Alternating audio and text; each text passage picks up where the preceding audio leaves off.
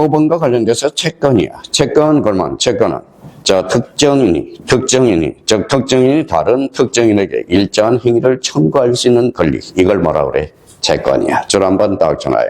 자, 채권도 모르면서 채권 이야기를 하고 있어요. 자, 그러면 여기 봐봐요. 자, 그 옆에 이제 예를 하나 들어보자. 자, 임차권이야. 임차권은 채권일까요? 물건일까요? 채권이겠죠.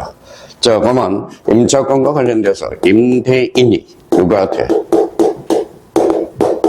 임차인에게 요구하는 행위죠. 그래서 그러면 임차권은 채권으로서 그러면 임대인은 누구한테만 주장할 수 있어? 임차인한테만 주장할 수 있어. 그럼 딴 사람한테 주장할 수 없다라는 겁니다. 그래서 거기 채권 옆에다 하나 써요. 그래서 채권, 상대권이라는 말을 써주게 돼. 상대권. 자, 채권은 그러면 봐봐요. 그러면 채권을 하나 써볼게요. 이게 채권이거든. 여기 무슨 인변이에요? 사람 인변이야. 그러면 특정인이 누구한테? 특정인에게만 요구할 수 있어. 그래서 써요. 대인권이라는 말을 써주게 돼. 자, 그러면 물건은 그러면 대물건이고, 자, 그러면 채권은 뭐예요? 대인권을 나타내. 그러면 사소한 거지만, 그러면 임차권은 그러면 결론적으로 채권이다, 물건이다. 채권. 이렇게 잡아요. 그러니까 물건과 채권의 종류도 우리가 모르면서 우리가 접근해 줄 수는 없어요.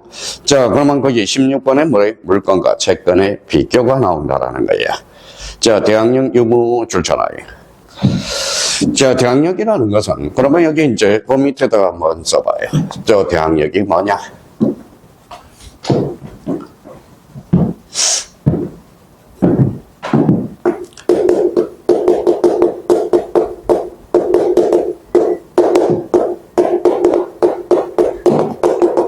자, 고신다라는 말이 있어요. 고신다. 고신다라는 것은 뭘까요? 고신다, 개긴다. 어때요?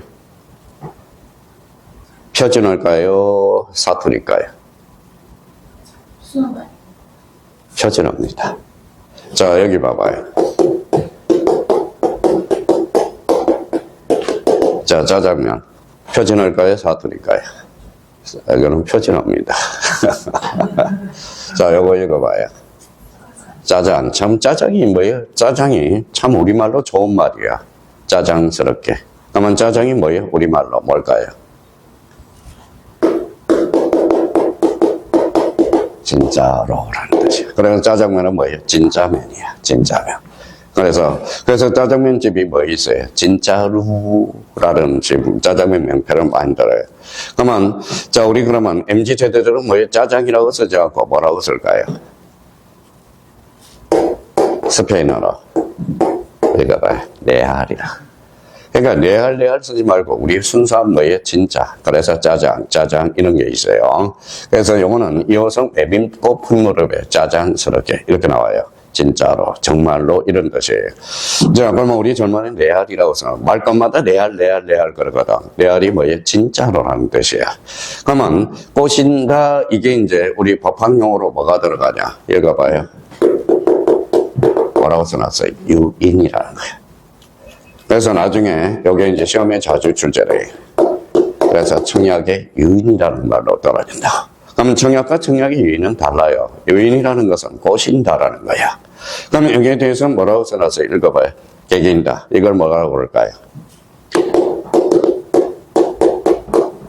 이게 대항력이야. 대항력은 속된 말로 개긴다라는 거야. 내가 돈석 씨한테 뭐예요? 자, 내가 개긴다. 이게 뭐예요? 대항력이라는 거야.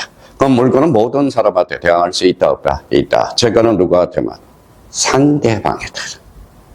그러면 거기 읽어볼까요?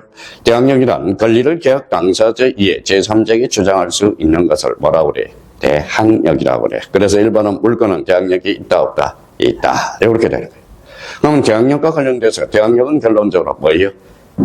고신다가 아니라 뭐예요? 개긴다라는 거예요. 자, 그래서 이제, 그러면 거기 계속 읽어보죠. 따라서, 물건인, 전세권은 물건이야, 채권이야? 물건. 그럼 전세권은 모든 사람한테 뭐예요? 개길 수 있다라는 거예요. 그럼 전세권의 존속기간 중에 목적물이 제3자에게 향도되어도 전세권자가 뭐예요? 세입자죠. 전세권은 제3자에게 전세권을 주장할 수 있으므로 목적물의 소유권을 취득한 양수인은 세입자에게 목적물을 양도를 청구하지 못한다. 나중에 거기 뭐라고 써놨어요? 자, 존속기간 만료되면 목적물의 양수인에게 전세금 반환을 받을 수 있다. 청구할 수 있다. 그러면 대항력이라는 것은 뭐예요? 결론적으로 객인다라는 거예요. 객인다. 자, 그 위에다 그러면 이렇게 한번 써봐요. 자, 그러면 이제 되게 올해도 이제 출제된 문제야. 자, 그 위에다 이제 무효 복습 좀 하면 무효가 뭐예요? 무효란. 자.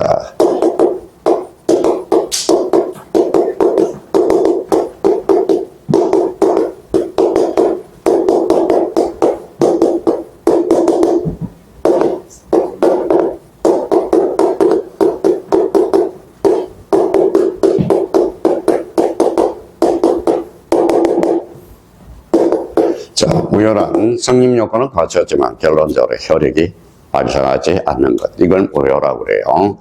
자, 그래서 이제 무효, 그럼 본능적으로 나올 수 있도록 숙지를 해 주셔야 돼요. 무효란 성립요건은 갖췄지만 효력이 발생하지 않는 것. 자, 무효도 그러면 그 옆에도 하나 써요. 자, 거기 밑에. 자, 절대적 무효가 있고.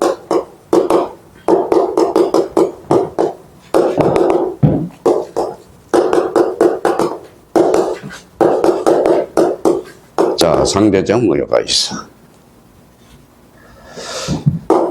자, 절대적 무효는, 자, 선이든 악이든, 선악 불문하고 모든, 선이든 악이든 모든 사람한테, 자, 모든 사람한테 대항할 수 있는 것.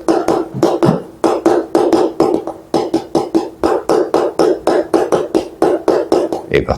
그래서 자, 선이든 악이든 모두 대항할 수 있는 것. 이게 봐요. 절대적 무효가 돼. 그러면 결론적으로 그러면 결론적으로 절대적 무효는 선의 제3자는 보호받을 수 있다 없다. 자, 잘 잡아야 돼요. 선의 제3자한테 대항할 수 없어. 대항할 수 없어요. 그러면 대항할 수 있는 거죠. 대항할 수 있는 거라고 그랬으니까. 그러면 선의 제3자는 보호받을 수 없다. 자, 그러면 여기 봐봐요.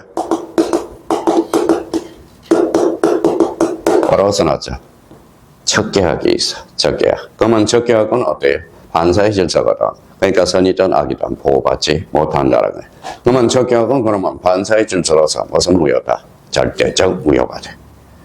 그러면 선의 제3자. 그러면 결론적으로 그러면 선의 제3자한테, 그러면 이제 간단하게 선의의 제3자한테, 제3자의 대항할 수 있는 것. 이걸 무슨 무효다? 절대적 무효라 돼. 자, 그러면 상대적 무효, 그러면 반대해서 가봐요. 자, 반대해서 가면.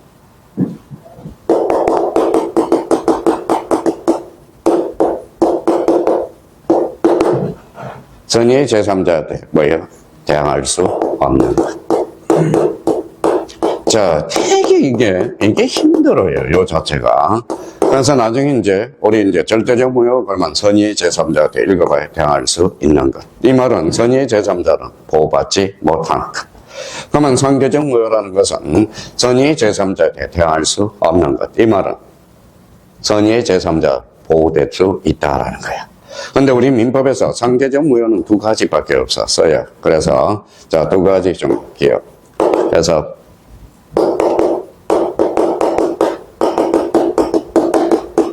자, 비진이 의사표시. 자, 두 번째 관련돼서는 통정의 표시라는 게 있어요. 그래서 통정의 표시. 그래서 민법은 그래서 두 종류밖에 없다. 그러면 두 종류, 그러면 읽어봐요. 비진이 의사표시와 통정의 표시. 이걸 기억해 둘 필요가 있어요.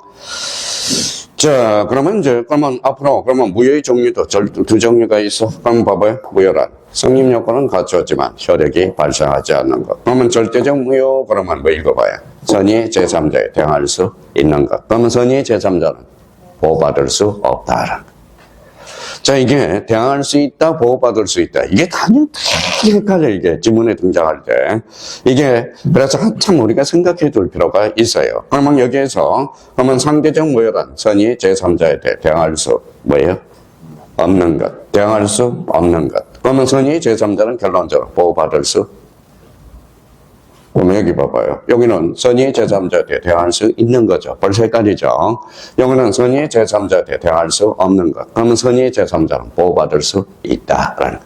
그러면 우리 지난주에서 선의는 그 사실을 모르는 자, 악인은 그 사실을 아는 자. 그렇죠. 그래서 그러면 상대적 무효와 관련돼서 비진의 의사 표시와 통정 허위 표시. 그래서 어디가 더 많아요?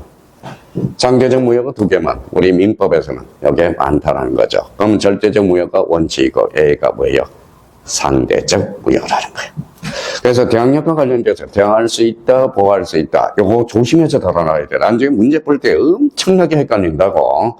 그래서 대항력과 관련돼서 그 정도 의미는 잡아둘 필요가 있어요. 자, 이번에 이제 처분성 여부 줄잖아요. 자, 물건은 내 마음대로 처분할 수 있어, 없어요? 있죠. 그렇죠. 물건은 원칙적으로 처분이 자유롭다라는 거야. 처분이 자유롭다. 그러면 거기 이번에 채권은 처분이 뭐예요? 제한적이다라는 거야. 그래서 그 두 개를, 그러면 물건과 채권의 기본적인 비율은 봐봐요. 그러면 물건은 아까 뭐라고 그랬어? 절대권이며, 그 다음에 대물건이라고 그랬죠. 채권은 상대권이며 대인권이야. 그러면 채권과 관련돼서 물건은 대항력이 있어, 없어? 있어. 그렇죠. 있어. 자, 채권은 대항력이 없어. 그렇죠. 그래서 채권적 전세는 채권이거든. 그래서 뭐예요? 전세 사기가 발생하게 되는 겁니다. 그러면 우리 물건은 내 마음대로 처분할 수 있어, 없어? 있어. 그런데 채권은 내 마음대로 처분할 수 없다라는 거. 그래서 처분성 유무, 그래서 요 두 가지를 잡아둘 필요가 있어요. 자, 그래서 요거를 갖추면, 그러면 여기에서 우리 반드시 우리가 숙지할 거는, 자, 무효란, 또 까먹었다. 무효란, 성립 요건은 갖췄지만, 효력이 발생하지 않는 것. 이걸 잡아야 돼요. 그러면 지난주에 취소 잡았어요, 안 잡았어요? 잡았죠. 취소란, 일단 하나, 취소권자에서 확정적으로 우회화시키는 것. 이걸 뭐라 그래? 취소. 자, 이런 걸 잡아야 이제 우리 민법책을 읽어 나갈 수가 있어요. 그래서 권리의 종류는 물건과 뭐가 있다? 채권. 권리란 법이 주는 힘 또는 이익. 이걸 우리가 잡아둘 필요가 있어요. 자, 17번과 관련돼서는 모성권이 있죠. 청구권. 청구권과 관련돼서는 거기 잠시 우리 쉬었다 들어가자. 좀 쉬었다 하겠습니다.